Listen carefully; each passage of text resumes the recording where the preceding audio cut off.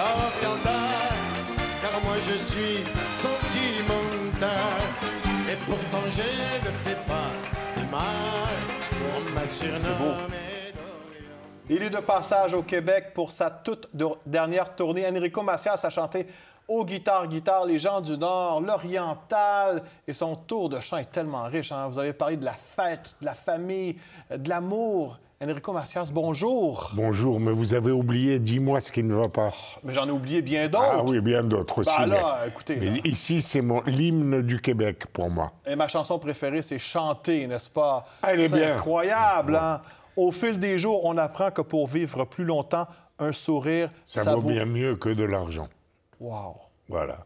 60 ans de carrière, votre dernière tournée au Québec. Qu'est-ce que ça signifie pour vous, M. Macias? Eh bien, d'abord, je dois vous dire que je suis venu la première fois ici en 1968.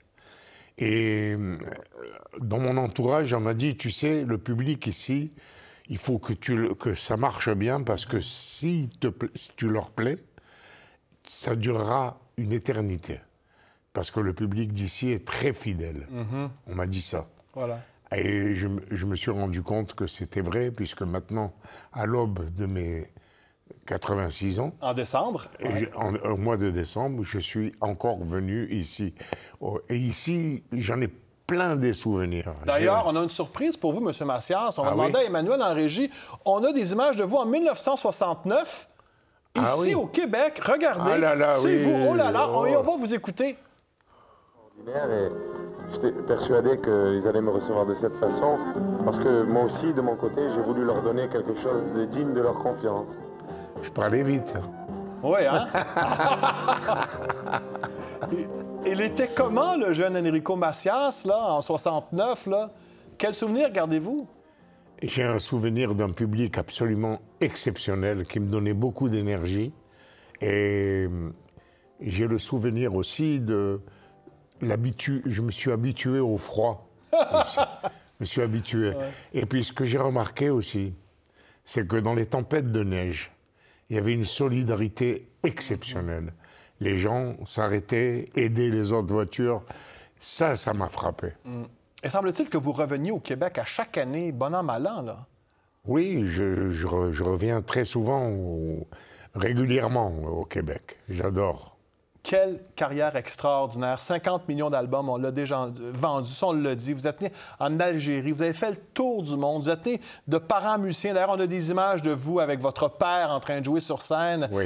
Votre histoire, elle est fabuleuse, elle est faite d'accidents. Vous avez chanté avec Johnny Hallyday, avec Dalida. C'est une carrière, c'est une vie de rêve, en quelque sorte. Vous savez, en 60 ans, on peut faire beaucoup de choses. Hein? Oui, vraiment.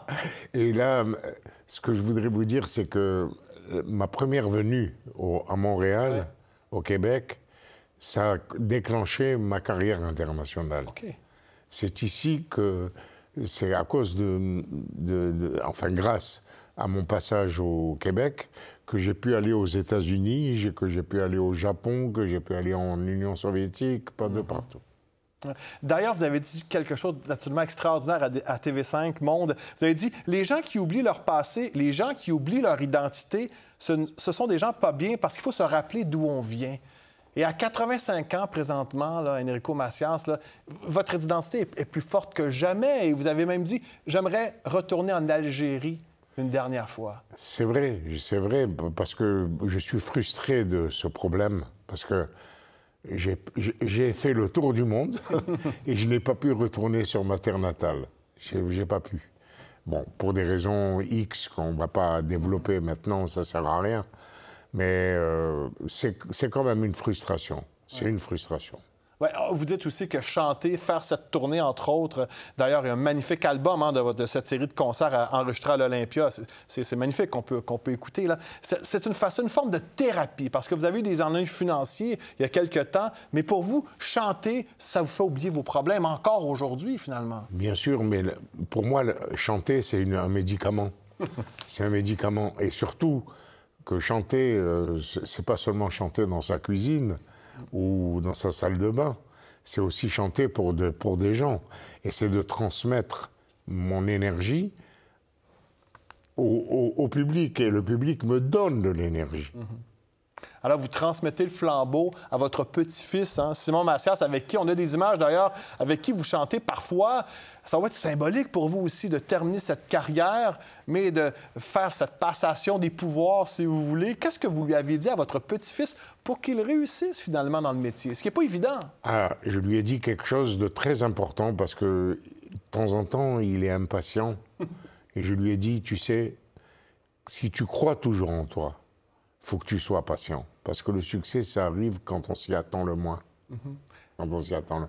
Je dois dire que je suis chanceux d'avoir des petits-enfants qui aiment la musique. Et puis, j'ai aussi la fille de mon fils, ma petite fille, est elle qui est en train d'entreprendre une carrière de chanteuse.